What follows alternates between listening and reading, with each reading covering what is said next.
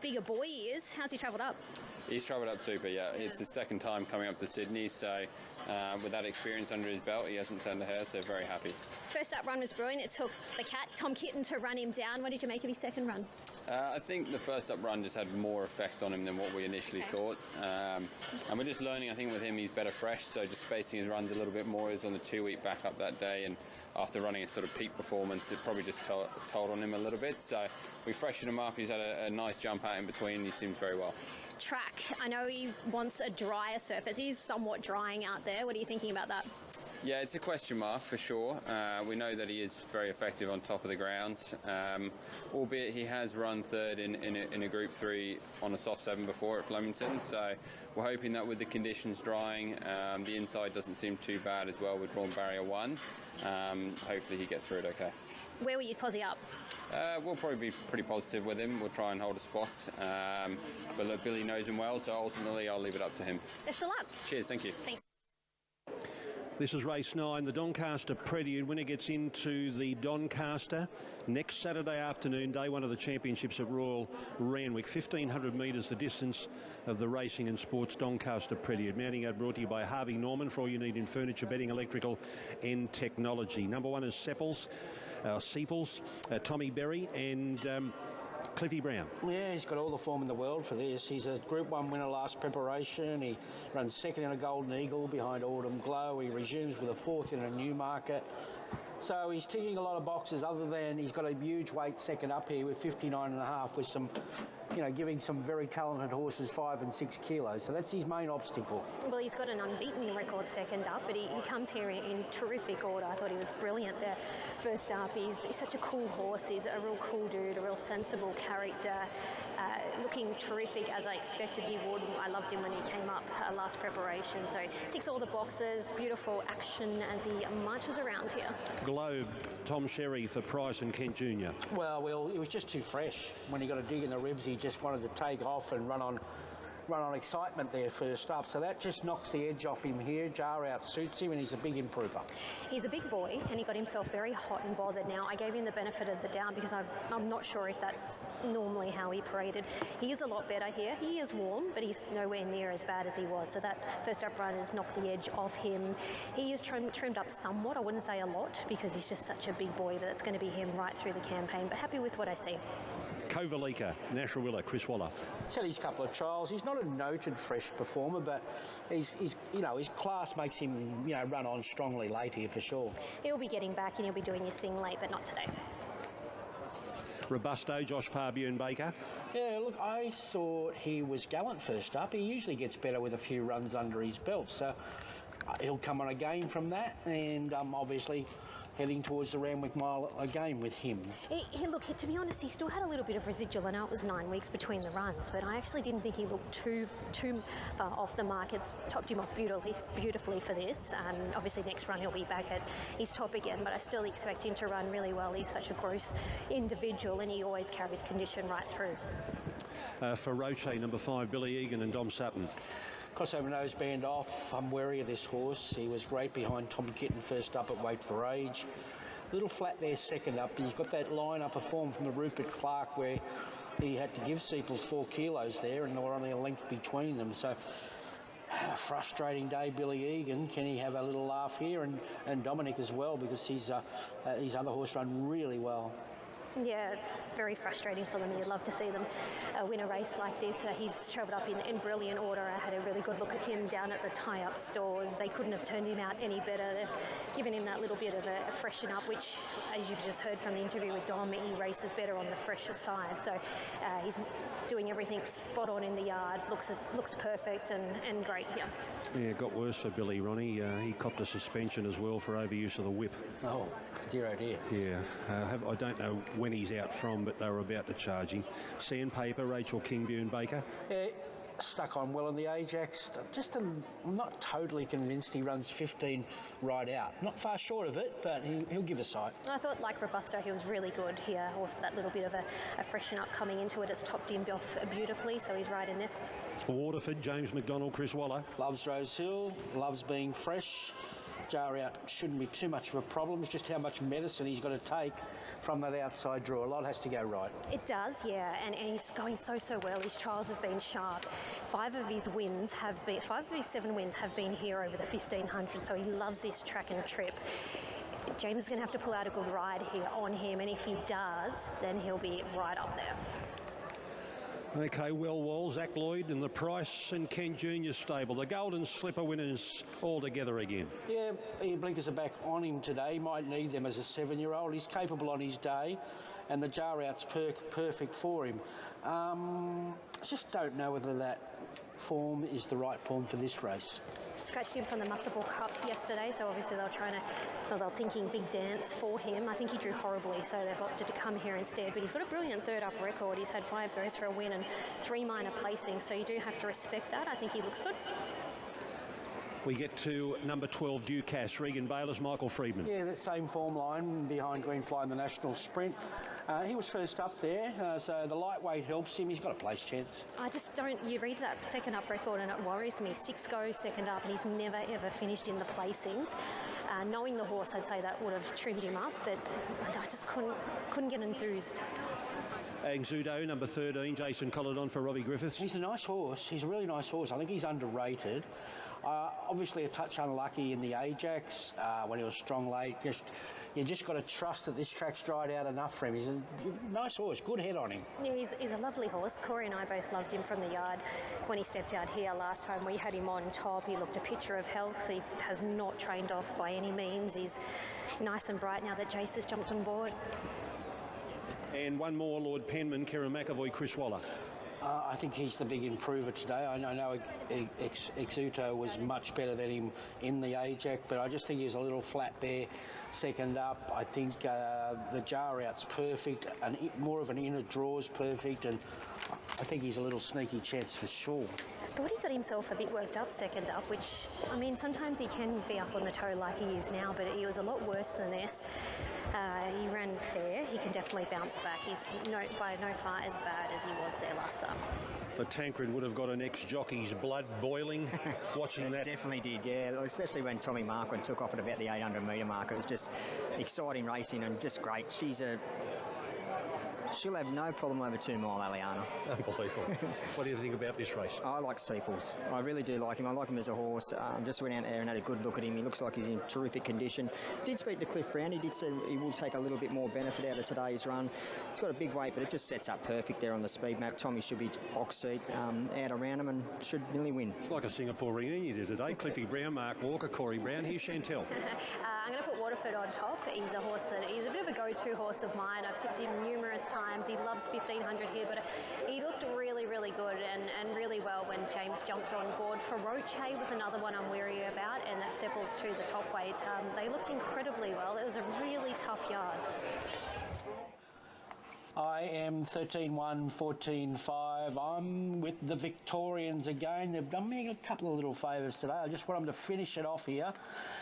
I'm a little hesitant on the wet track to really let loose on him, but I still I've got him top pick here. He's a lovely horse, and Zuto, I think he's underrated. He's got an acceptable draw, and he did have excuses last start. Seeple's been well tried, understandably so. Getting in short enough at 6-4 for mine, but he's obviously talented. Just has to carry that weight.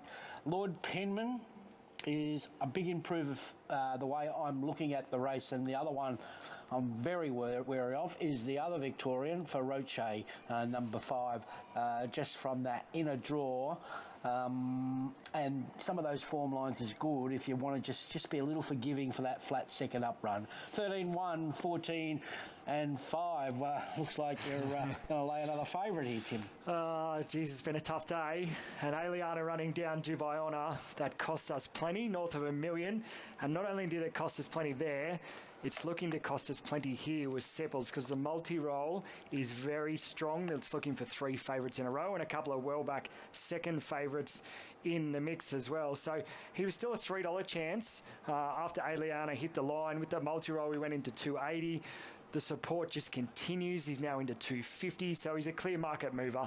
In from 360, on Wednesday to that 250 quote. He might even start shorter than that. He's going to be the biggest stand of the day, north of $1 million. Sepals, a lot of it multis, but plenty straight out. He's over 60% of the total tab hold. The only other runner in single figures is Ronnie's tip. We'll be cheering you, Ronnie. $5 chance. It's out from $4.80 this morning, but in from $8 on Wednesday. So a firm overall. There's been two good moves this morning. Wellwall, it's been 12 into now 10, but as much as $26 bet early in the week. And Waterford, a mover this morning, 16 into 11. So they were the two runners spec'd at 9 a.m. Feroce and Lloyd Penman, a couple of horses we liked. We thought they'd get nice runs. They've both been decent drifters, $12 and $15 respectively. The favourite, this money just continues. They just took $2.50 and now they've just taken $2.40. It is into $2.30. Sepals, a huge stand and so heavily backed. It's actually longer on the Whirlpool, but we just keep laying it. So we're into 230. Judo, a 410 chance on the Whirlpool. It stays solid as the only other runner in single figures, a $5 chance. Getting close to $1 million in the Quinella pool on the World Pool. Sepals, the heavily backed favourite, a length and a quarter behind Autumn Glow in a Golden Eagle here in November. Protest at Wyong, second against first. Showtime Shadow against Olivia Twist. Protest Wyong, ongoing. Here's Darren. Sepals pretty short odds now. Gates are back and they're off and racing. Ducasse jumped well with Sandpaper and Robusto. Now Sepals is rolling forward. Globe out very deep. Ducasse right behind with Feroce. They're followed after a couple of lengths then to Wellwall. About two further back to Kovalika and Shido. And Waterford's going to settle last of all. Sandpaper showed good zip and Sandpaper takes the lead.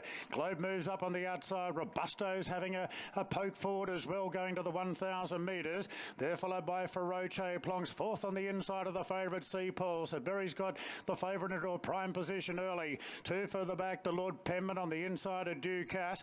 A length into Wellwall and Shido's third last from Kovalika and Waterford last of all. Inside the 800, Sandpaper a two-length leader. Globe under a bit of pressure already now. Globe really under the pump, followed by Feroce. Then came Robusto. Lord Penman back on the inside of Sepals. Then came Ducasse from Wellwall and Shido's pulling right to the outside as they turn, and Sandpaper's opened up, giving them something to chase. It's Sandpaper about 5 in front to Feroce. Lord Penman working into the clear. Robusto's had enough. Wellwall running on, and Sepals as well. Two further back to Ducasse. Sandpaper's all out. Here they come, and Wellwall moved up on the outside. Wellwall takes the lead. Lord Penman's had enough. Then Feroce. Sepals not in the hunt, but Wellwall's drawing clear. What a day for Zach Lloyd, a four-timer. Wellwall brains them here in the Doncaster Prelude. Feroce second, not sure third. Lord Penman and Kovalika thundering home on the inside. Then Ducasse from Sandpaper. Sepals every hope. Big disappointment today. Then Waterford and Shudo didn't pick up a yard in the straight. Globe was gone a long way out, and Robusto as well. So the Golden Slipper combo, Lloyd, Price and Kent Jr. Wellwall has won the Doncaster Prelude. Now, where is he? He's not nominated for a Doncaster, I don't believe. Tim Ryan can double check with me. But I don't have Wellwall there. Not nominated. Not nominated. So we'll check and see what they're going to do. It's a late entry of 55,000. Wellwall, well, Mick Price is on course today to enjoy the Doncaster Prelude. He was in Melbourne when they won the Slipper last week. Now second goes to 5 for Roche, and third will be Lord Penman in front of Kovalika. Yeah, it's his race. He's that type of horse. He got the beautiful run up the inside, save ground, and, well, would you believe it? He spoilt the party again. Zach Lloyd's beaten Billy Egan. Honestly, fair dinkum. He's got to take him out for dinner or something. 3. Unbelievable. So I hope he's not cheeky to him and he's polite and offers him something. I don't know. I've got worse news for Billy. Billy's on a 7 o'clock flight. I lift to the airport. That's all Zach's giving him. I'll just leave it at that. He's unbelievable form at the moment, Zach. He's just finding all the right holes and he's riding terrific. All right. Let's go and have a chat to Mick Price, the winning trainer. Well, you weren't here last week. Congratulations. You got a Doncaster Prelude. I was here in spirit, don't worry. We watched you. I was here at 4 o'clock every morning training him. Yeah, and you got him spot on. Yeah, it was a big thrill. Yeah. What about Wellwall? He was dominant today. Oh, I know all trainers always say, my horse had no luck, after the race, but it is true. He needs a bit of room around him and a soft track and this distance, and he's a nice horse. And Alf Gauci, he's been a client of ours for 30 years, and he hopefully he's have a few tears right now, because he does wear his heart on his sleeve, the boy. Well, that would have brought a tear to his eye for sure. That's right. He has been a nice horse, but... look, he's in the Doncaster next week. I suppose I'll speak to Alf, and if he wants to spend the money, we might, pay the entry fee on the back of that? Yeah, maybe if Alf wants to, but someone just asked me then, so we'll see what happens. Okay, well done today. Thank you. Nick Price. So $55,000 to pay up a late entry fee if they want to go to the Doncaster, but on that dominant win, it sounds like Mick will have a chat with the owners, and it sounds promising to get Wellwall into the field for the Doncaster next week. So Tim might add it in as a price as not nominated, because he's already done that once today. Tim Ryan had to add the Tulloch Stakes winner, Storm Leopard, into the Derby field, and he was $4.50. So what price are you going to add him in, Tim? Greg, we won't be able to add him in because there is actually no late entry possible for the Doncaster. Being a handicap, you cannot late entry after the weights are released, and that was the 20th of Feb. So I believe he will not be able to be supplemented into. There's no chance to get into the Doncaster? I believe not. Okay, we'll double check that, but I believe you. Waiting on the jock. Have we got time to hear from Zach Lloyd? Just waiting on him to finish up with Channel 7 commitments. 9, 5, 14 and 3, 130.19, 36.51. Protest dismissed at Wyong. Protest dismissed. Second against first dismissed. Placing stand. Okay, Zach's going to be a little while. We'll have to go to Brisbane and